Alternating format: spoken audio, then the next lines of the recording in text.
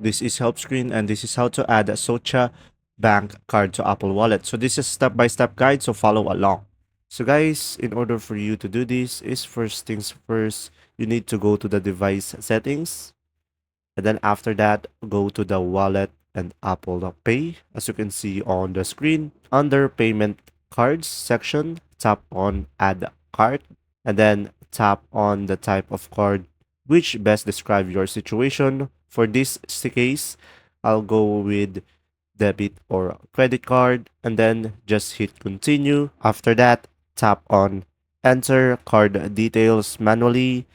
And then after that, guys, just provide your Scotiabank card details. And then after that, just hit next. And then from there, guys, you will be able to add your Scotiabank card to Apple Wallet.